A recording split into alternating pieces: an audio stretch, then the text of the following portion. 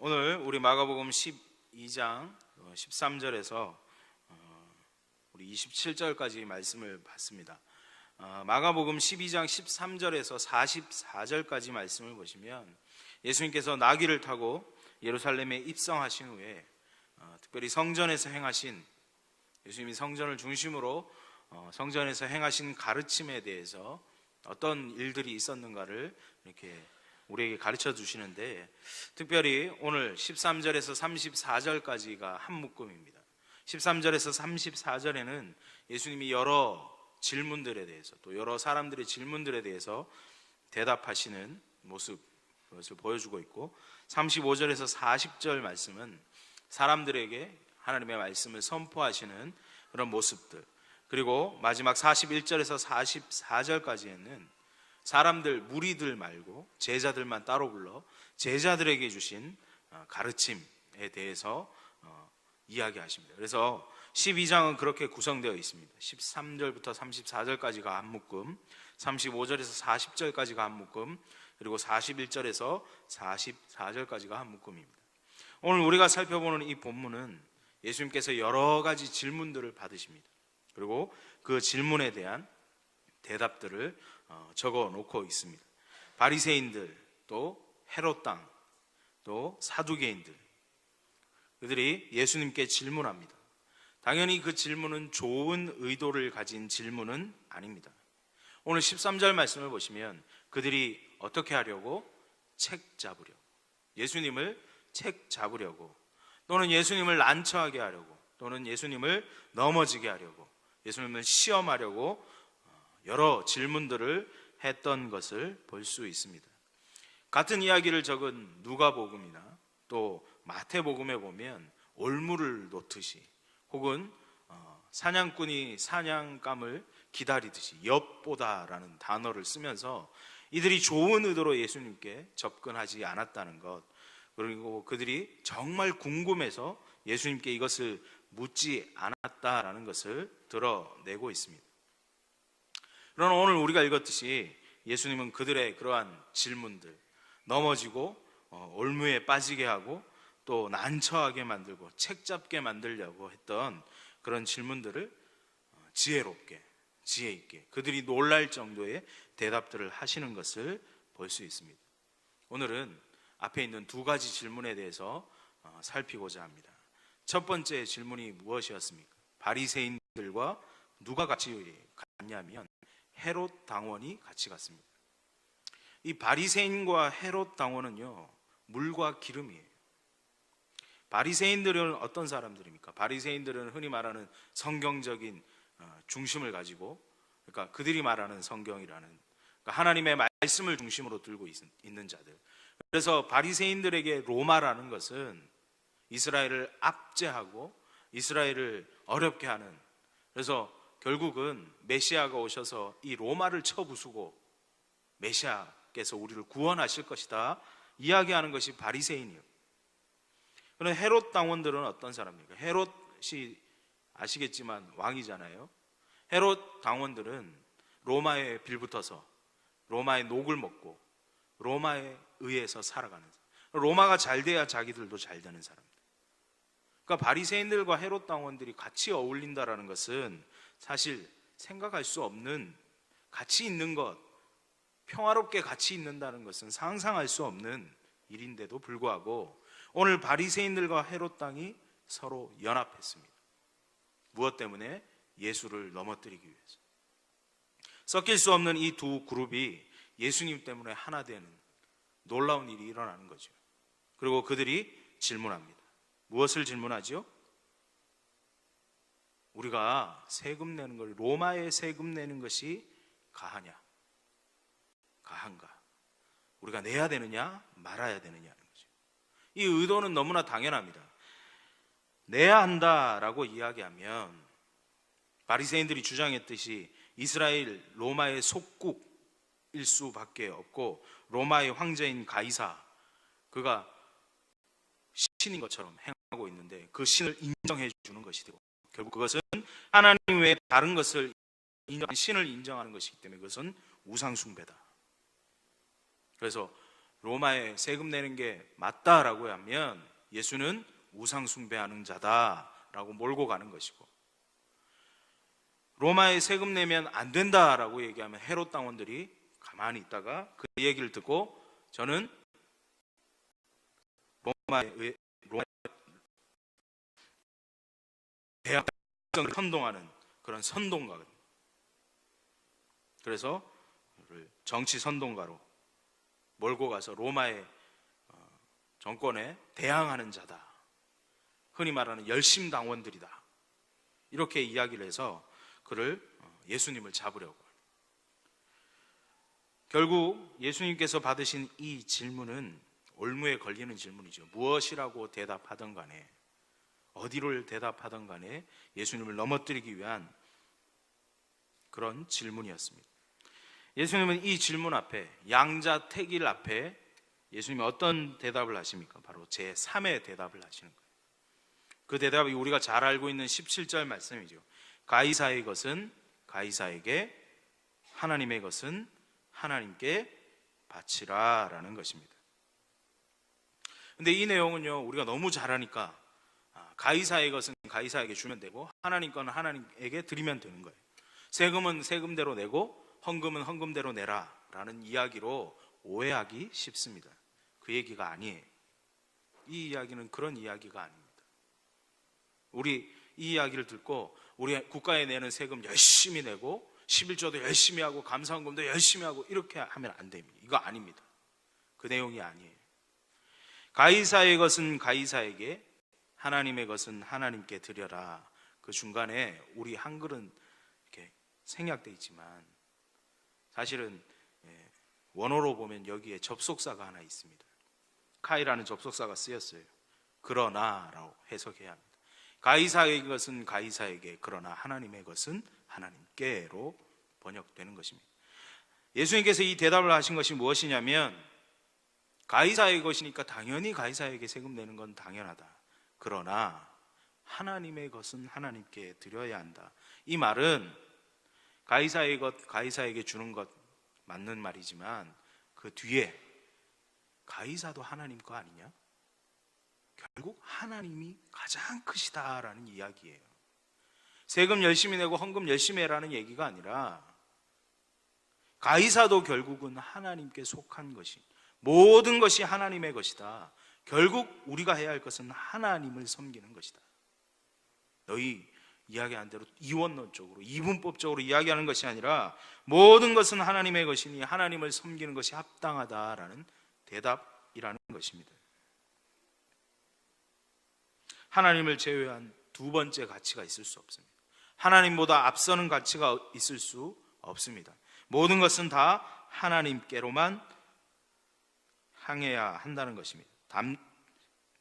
잠시 이 세상 살면서 관계하는 세상에 관한 여러 의무들 행하는 것 필요하지만 그것보다 먼저 우선해야 되는 것, 그리고 그보다 먼저 더 큰 것이 있는데 그것은 모든 것은 하나님의 것이다, 모든 것이 하나님께 속했다라는 믿음의 고백이 있어야 한다라는 것입니다.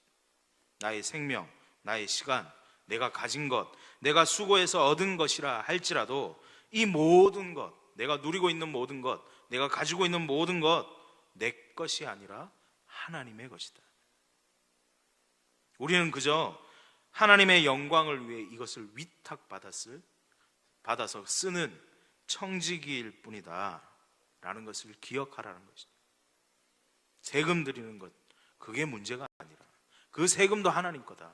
그 세금 받는 가이사도 하나님 거다. 하나님이 가이사를 무너뜨리시면 무너지는 것이다. 우리가 기억해야 할 것은 하나님이다 라는 것이죠. 하나님의 것인데 우리가 인색하게 하면 안 되죠. 하나님의 것인데 또 그 하나님의 것이라고 또 우리가 너무 집착하는 것도 곤란하다는 것입니다.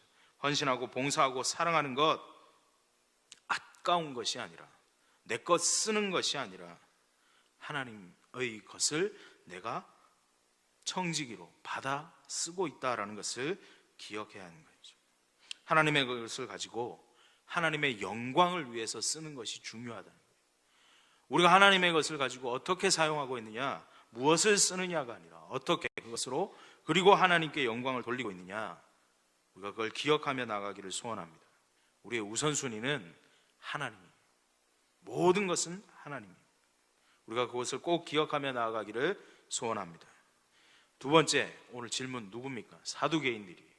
이 사두개인들은 어떤 사람들입니까? 당시 종교사회의 지도자들 중에 한 그룹이 사두개인이에요.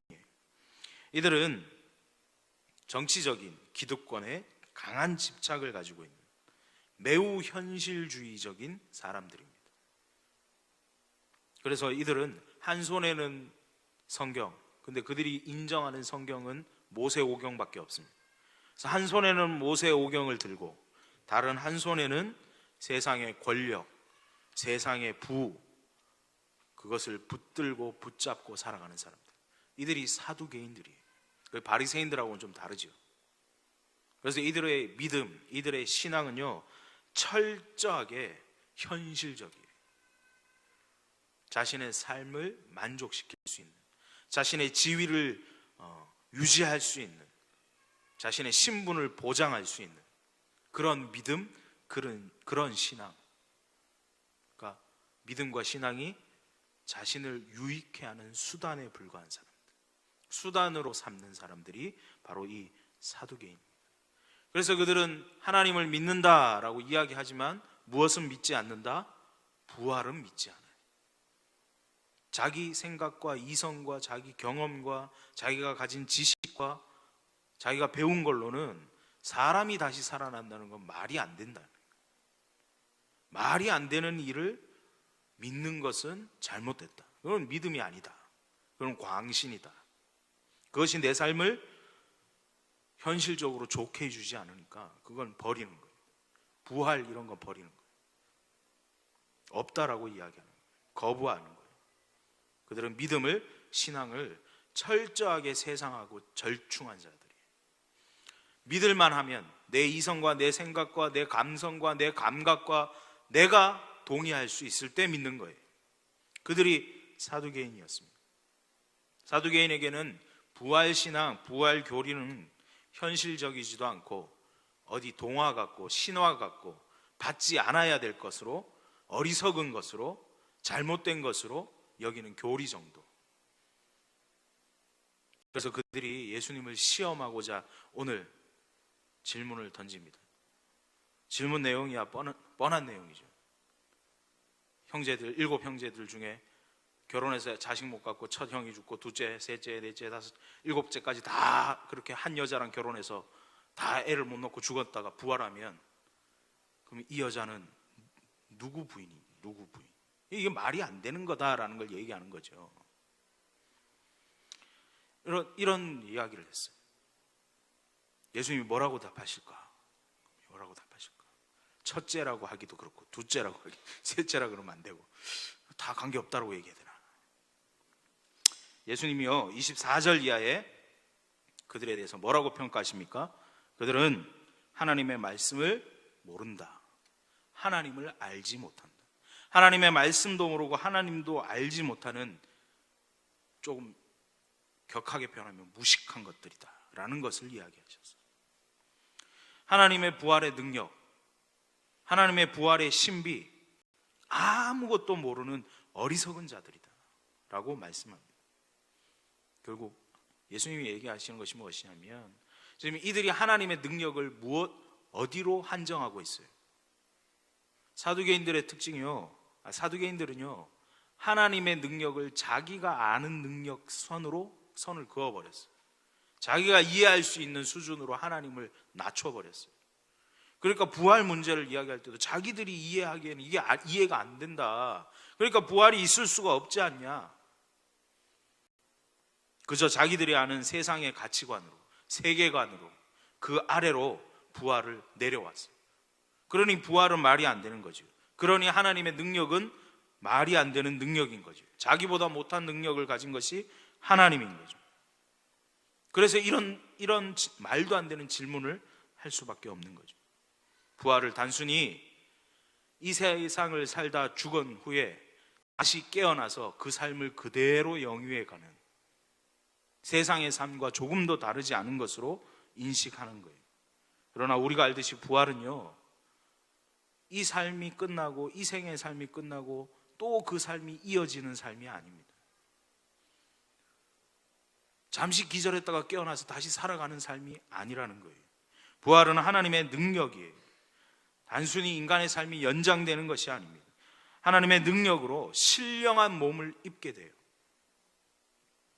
더 이상 죽음도, 더 이상 차별도, 더 이상 아픔도, 더 이상 이 땅의 것이 필요 없는 새로운 창조의 세계를 살아가는 것이 부활이에요. 그래서 거기에는 거기에는 결혼을 통한 후손을 낳는 후손들과는 관계없는 그런 인위적인 사람의 어떤 생식을 위한 그런 삶이 영위되는 삶이 아니라는 거예요. 자체로 완전하고 완벽한 세계가 부활입니다. 우리가 가진 잣대로, 우리가 가진 현실의 인식으로 하나님, 그리고 하나님의 말씀, 하나님의 능력을 재단해서는 안 됩니다. 이렇게밖에 안 되겠지, 내가 생각할 수 있는 이 정도 수준이겠지, 하나님도 결국 그렇겠지, 아니라는 거예요. 하나님을 하나님 자체로 인정해야 합니다. 그런데 사두개인들은 하나님을 하나님 자체로 인정하지 않아요. 하나님을 하나님으로 인정하지 않습니다. 자기가 아는 선, 자기가 이해할 수 있는 선, 자기가 동의할 수 있는 선 정도의 하나님을 이야기하는 거예요. 그러니 그들에게는 소망이 없습니다. 그러니 그들은 현실에 집착할 수밖에 없습니다. 또한 그들은 말로는 하나님을 믿는다 하면서 진짜 하나님을 알지도 믿지도 않습니다. 27절 말씀을 보시면 하나님은 죽은 자의 하나님이 아니라 산 자의 하나님이시다라고 선포하고 계세요. 그들이 하나님을 믿는다, 우리 아브라함의 하나님, 이삭의 하나님, 야곱의 하나님, 그 하나님 내가 믿는다 이야기는 해놓고 부활을 안 믿어요. 그래서 예수님이 지적하시잖아요. 니들이 아브라함의 하나님, 이삭의 하나님, 야곱의 하나님, 그 하나님이 이스라엘의 하나님이라고 고백해놓고, 그렇게 고백하면 그러면 아브라함의 하나님, 아브라함은 죽은 자인데 그러면 죽은 자의 하나님이냐? 이삭은 죽었는데 그럼 이삭은 죽었으니 죽은 자의 하나님이냐? 야곱은 죽었는데 아브라함과 이삭과 야곱의 하나님이 우리 하나님이라고 고백하는 너희들은 어떻게 된 거냐? 라고 말씀하시는 거예요. 말로는 아브라함, 이삭, 야곱의 하나님이 우리 하나님이다. 그래서 아브라함, 이삭, 야곱은 지금도 살아서 하나님과 함께하고 있다라고 이야기는 하면서 왜 하나님의 이 부활의 능력을 너희는 업신여기느냐, 없다 하느냐라고 말씀하십니다. 그래서 예수님께서 오늘 그들에게 또 우리에게 주장하시는 것이 무엇입니까? 오늘 제목처럼 알라는 거예요. 좀 알아라라고 얘기해요. 하나님의 나라가 가까이 온 줄 좀 알아라. 멸망이 가까이 온 줄 좀 알아라. 인자가 가까이 와서 문 앞에 이른 줄 좀 알아라. 하나님의 능력이 이렇다라는 것 좀 알아라. 깨달아라. 하나님의 말씀을 좀 알아라. 너희에게 경고한 것 너희가 분명히 알아라. 오늘 말씀하고 있는 거죠. 오늘 이 두 질문 그리고 이 두 대답을 통해서 우리가 깨달아야 하는 것은 예수 그리스도의 구원을 믿고 또 부활의 능력을 믿는 자가 진정 살아있는 자고 진정 하나님 소망을 두고 살아갈 수 있는 자입니다. 그러기 위해서 우리는 알아야 합니다. 하나님의 말씀을 알아야 합니다. 하나님의 뜻을 알아야 합니다. 하나님의 위대하심과 하나님의 한정없으심을 알아야 합니다. 전지전능하심을 알아야 합니다. 그러기 위해서 우리 말씀과 기도로 하나님과 호흡하며 성령의 역사를 통해서 하나님의 생기와 능력을 공급받으며 살아야 합니다. 그러기 위해서 우리 부활의 소망을 붙들고 오늘도 현실의 벽 뒤에, 현실의 벽보다 더 높은 곳에 살아계신 하나님을 소망하며 살아가야 합니다. 하나님은 그 부활 소망을 가지고 살아가는 자의 하나님 되십니다. 하나님은 그런 자를 찾고 계십니다. 우리 모두가 그런 하나님을 믿는, 그런 하나님을 아는 우리 한 사람 한 사람 되기를 축원합니다. 기도하겠습니다.